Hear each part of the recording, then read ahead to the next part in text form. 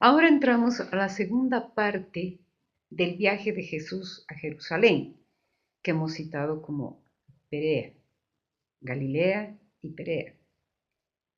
Y empieza en el capítulo 9, versículo 30, con el segundo anuncio de la pasión, que dice: y saliendo de allí iban caminando por Galilea. Él no quería que se supiera porque iba enseñando a sus discípulos y les decía: el Hijo de Hombre será entregado en manos de los hombres, le matarán y a los 3 días de haber muerto resucitará. Pero ellos no entendían lo que les decía y temían preguntarle. Este segundo anuncio de la pasión en Marcos es el más breve. El Hijo de Hombre será entregado en manos de los hombres, le matarán y a los 3 días de haber muerto resucitará. Pero aún así ellos seguían sin entender. No sabían. No querían darse cuenta porque quizás seguían pensando en ese Mesías político y glorioso. ¿Sí? En los 3 anuncios que vamos a ver de la pasión, este es el segundo, en Marcos se menciona la muerte y la resurrección de Jesús. Y lo mismo sucede en los 3 anuncios en Mateo. La excepción es en el segundo anuncio en Lucas, que dicen: escuchen estas palabras, el Hijo del Hombre ha de ser entregado en manos de los hombres. Y eso es sin hacer referencia explícita a la muerte de Jesús. Pero aquí, en Marcos, en los 3 anuncios de la pasión, están los 3 temas: la muerte, el sufrimiento, la muerte y la resurrección.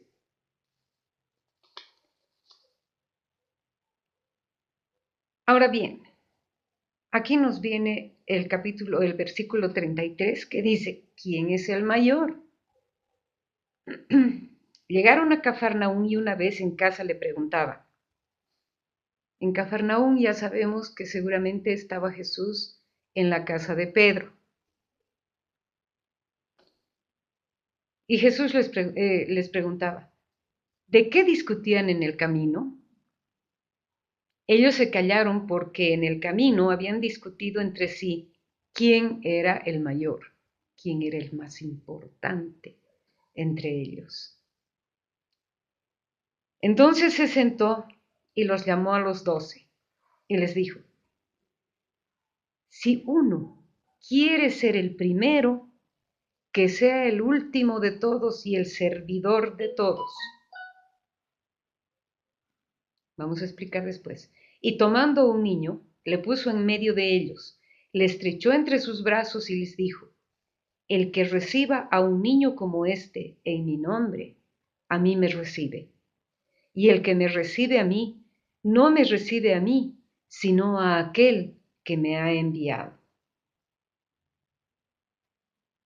Aquí Jesús se identifica con ambos, con él mismo y con el Padre. Bueno,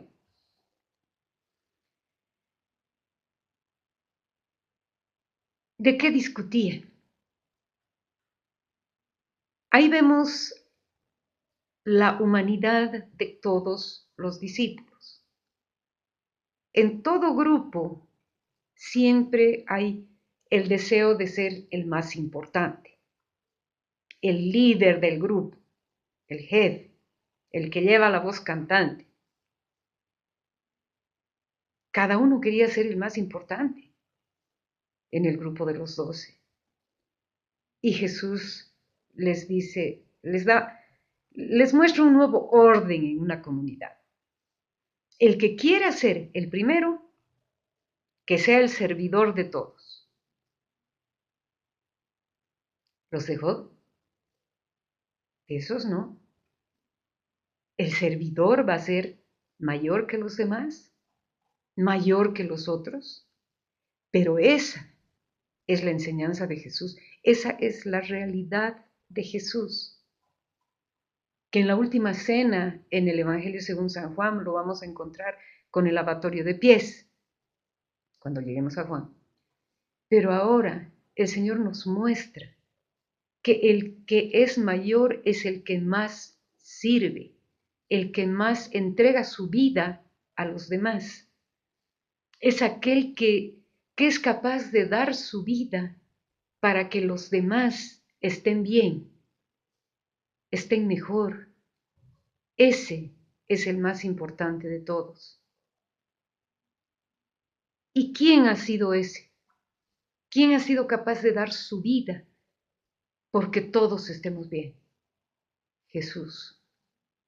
Por eso con esta enseñanza Jesús nos quiere mostrar que quiere que todos seamos como Él, que quiere que todos seamos capaces de dar nuestra vida para que los demás estén bien.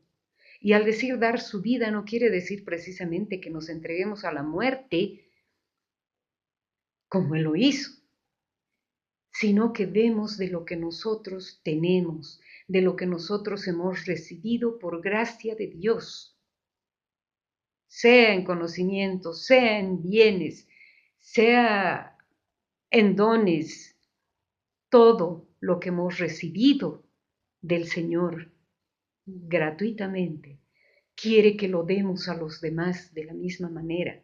Esa es nuestra forma de entregar nuestra vida. Y esa es la enseñanza que Jesús nos da aquí. El que sirva más, el que haga más por los demás, ese es el primero. Esa es la enseñanza que recibimos de esta lectura de quién es el mayor.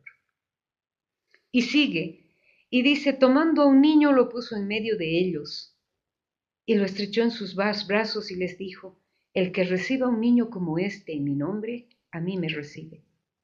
Y no me recibe a mí, sino a aquel que me ha enviado. Dios quiere ser representado por ese niño, por la inocencia de ese niño. Un niño no es malo de naturaleza. El niño aprende a ser malo con las actitudes de la sociedad, con lo que ve ahora más que nunca, viendo en la televisión, en el internet. A los niños los dejan con sus teléfonos para que estén jugando. Y todo eso influye en la mentalidad del niño. En la mentalidad del niño cuando es puro, no está contaminado. Es sencillo, es bueno, está sonriente. Y Dios quiere ser representado por ese niño. Esa enseñanza es muy hermosa. Si bien vemos que los niños frecuentemente son víctimas de la sociedad, eran víctimas entonces, y son mucho más ahora que hay violaciones, abusos, el bullying en las clases. La gente los desprecia porque son niños, los abandona, los mata. Y no solo los mata cuando ya han nacido, sino también antes con el aborto. Los niños son muy abusados, son víctimas de la sociedad. Y Dios quiere ser representado por ese niño, por un niño, por esa inocencia del niño. Bueno, ahora viene otro párrafo que es en el versículo 38, acerca del empleo del nombre de Jesús. Y dice, Juan Zebedeo, no Juan Bautista, Juan Zebedeo, le dijo, Maestro, hemos visto a uno que expulsaba demonios en tu nombre y no viene con nosotros, y tratamos de impedírselo, porque no venía con nosotros. Pero Jesús les dijo, no se lo impidan, porque no hay nadie que obre un milagro invocando mi nombre y que luego sea capaz de hablar mal de mí. Pues el que no está conmigo, el que no está contra nosotros, está con nosotros. Esta enseñanza es muy buena, muy linda, porque Jesús nos enseña dos cosas. Una, que debemos ser tolerantes con todos los cristianos. Tenemos que saber aceptar a todos aquellos que predican a Cristo. Si bien a nosotros como Iglesia Católica nos tachan de idólatras por el amor y la veneración que le tenemos a la Virgen, los otros cristianos también están predicando a Cristo. Y el centro fundamental de la iglesia, de todas las iglesias cristianas, incluyéndonos nosotros que somos cristianos católicos, es Cristo.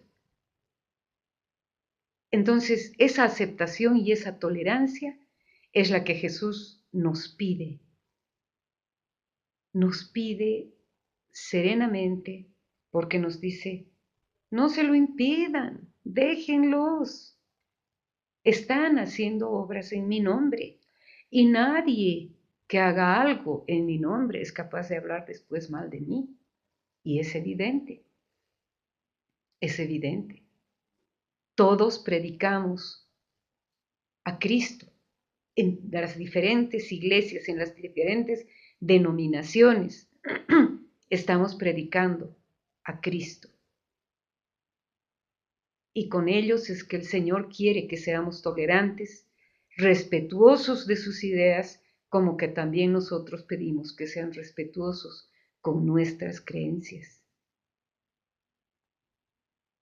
Bueno, y dice, estaban expulsando demonios y quisimos impedírselos porque no estaban con nosotros. En la anterior parte hemos visto con el relato del endemoniado epilético que se quejan de los discípulos, de los que estaban con Jesús, de los que estaban en el grupo de Jesús, y se quejan y les dicen, tus discípulos, esos que están contigo, no pudieron echar a este demonio. Y ahora vemos aquí en este párrafo que aquellos que creían en Jesús, pero que no estaban en el grupo de los 12, sí lo estaban haciendo. Vemos que aún estando con Jesús, la fe de ellos no había crecido lo suficiente como para ser capaces de obrar en el nombre de Jesús. Pero los que no estaban dentro del grupo de Jesús, sí lo estaban haciendo. Veamos con serenidad esta parte para poder comprender y aceptar a aquellos que a veces nos rechazan y nos dicen que no somos cristianos. Muchas veces nos dicen, no, los católicos no son cristianos.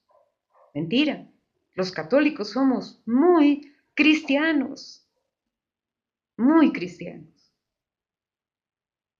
Y eso tenemos que saber defenderlo siempre, pero también tenemos que tener la aceptación con aquellos otros. Y termina con este párrafo. Todo aquel que les dé de beber un vaso de agua por el hecho de que son de Cristo, les aseguro que no perderán su recompensa. Aquel que apoya al que es de Cristo, Cristo lo va a bendecir. Bello, bello. Y ahora vamos a una serie de frases que es el último párrafo del Evangelio según San Marcos, en el capítulo 9, y que nos habla, el título dice el escándalo, bueno, es una serie de sentencias sobre el escándalo, ordenadas en pequeñas frasecitas que las vamos a ir leyendo. Y sigue, dice, y al que escandalice a uno de estos pequeños que creen, se está refiriendo al niño que habíamos visto antes, mejor le es que le pongan al cuello una de estas piedras de molino que mueven los asnos y que le echen al mar. Aquel que escandalice a uno de los niños. ¿Cuántas veces vemos en las noticias todas las atrocidades que se están haciendo con los niños? De eso nos habla el Señor aquí. Y sigue, 43. Y si tu mano te es ocasión de pecado, córtatela. Más vale que entres en manco en la vida que con las dos manos ir a la Gehenna, al fuego que no se apaga. Y sigue. Y si tu pie te es ocasión de pecado, córtatelo. Más vale que entres cojo en la vida que con los dos pies ser arrojado a la Gehenna.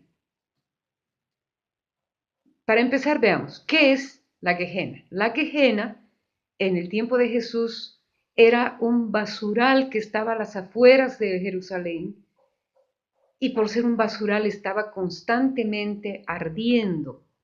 Por eso dice, donde el fuego no se apaga. Esa era la Gehenna, y es un símbolo del infierno. Bueno, dice, si tu mano te es ocasión de pecado, ¿qué hacemos con nuestras manos? Con nuestras manos podemos crear, con nuestras manos podemos acariciar, con nuestras manos podemos dar al que necesita, pero también con nuestras manos podemos dañar. Si no usamos nuestras manos para el bien de los demás, el Señor nos dice, más vale que te la cortes. No sirve que tengas manos que no van a ser buenas para ayudar a los demás. Y cuando se refiere al pie, dice, si tu pie te es ocasión de pecado, córtatelo. ¿Qué hacemos con el pie? Con los pies. Caminamos. Pero si nuestros pies, en lugar de llevarnos por el camino correcto, nos van a llevar por el camino del mal, eso es lo que el Señor no quiere. Que caminemos por los senderos que nos van a llevar al mal. Por eso se refiere a que si tu pie es ocasión de pecado, córtatelo. Y si tu ojo te es ocasión de pecado, sácatelo. Más vale que entres con un solo ojo en el reino de Dios que con los dos ojos ser arrojados a la Gehenna. Estamos en lo mismo. Con los ojos no solo vemos al que necesita, no solo vemos el bien de los demás, no solo vemos el mundo, vemos también cosas que nos dañan, vemos cosas que entran por nuestros ojos y dañan nuestra alma. Y eso es lo que no quiere el Señor. Y dice, buena es la sal. Bueno, dice antes en el 49, pues todos han de ser salados con fuego. La sal en la época de Jesús era muy importante porque era lo único que tenían para conservar los alimentos. Entonces, cuando nos dice todos han de ser salados por el fuego, quiere decir que todos vamos a ser conservados por el fuego, por esa purificación que vamos a tener en la renuncia de todo lo que no viene de Dios y en los caminos que nos lleven al mal. Y dice en el 50, 9:50, buena es la sal, pero si la sal se vuelve insípida, ¿con qué la sazonaremos? Tengan sal entre ustedes, tengan paz unos con otros. Con esta referencia dice, buena es la sal, pero si se vuelve insípida, ¿con qué la sazonaremos? Bueno es un servidor de Dios, pero si ese servidor de Dios se corrompe, ¿cómo lo podremos restaurar? Y dice, tengan sal, tengan una buena actitud entre ustedes y vivan en paz unos con otros. Amén.